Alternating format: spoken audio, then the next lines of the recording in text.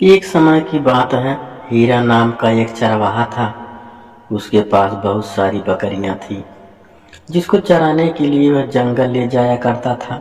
बकरियां घास खाने के बाद जंगल के किनारे नदी में पानी पीने आया करती थी। उसी जंगल में एक खूंखार शेर भी रहता था, जो कि बकरियों का शिकार करने के लिए बहुत दिनों से घात लगाए हुए बैठा था।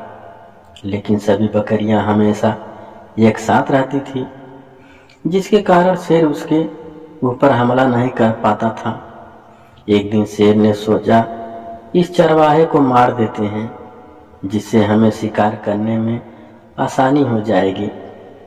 अगले दिन शेर चरवाहे को मारने के लिए जा रहा था, तो उसने सोचा अगर वह चरवाहे को नहीं मार पाया तो उसके हाथ से सभी बकरियां भी निकल जाएगी और वह इस जंगल में बकरियों को लेकर कभी नहीं आएगा।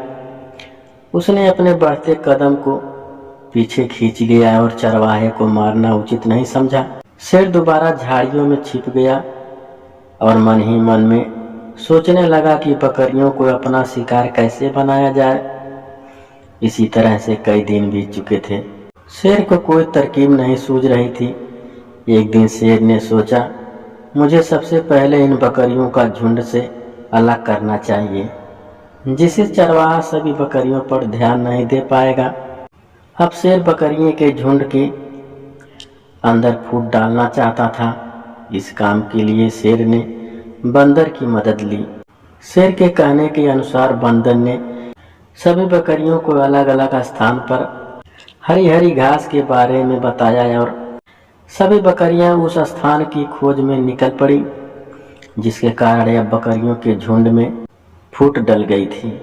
शेर अलग अलग बकरियों को देख उन पर टूट पड़ा और मार कर खा गया। अब चरवाहे के पास एक भी बकरी नहीं बची हुई थी, जिसके कारण चरवाहा बहुत दुखी हुआ और अपने घर वापस लौट आया। इस प्रकार यह कहा जा सकता है कि जब तक हम एक हैं तो कोई भी हमारा कुछ नहीं बिगाड़ सकता, लेकिन अलग होने पर हर कोई हमारा फायदा उठा सकता है।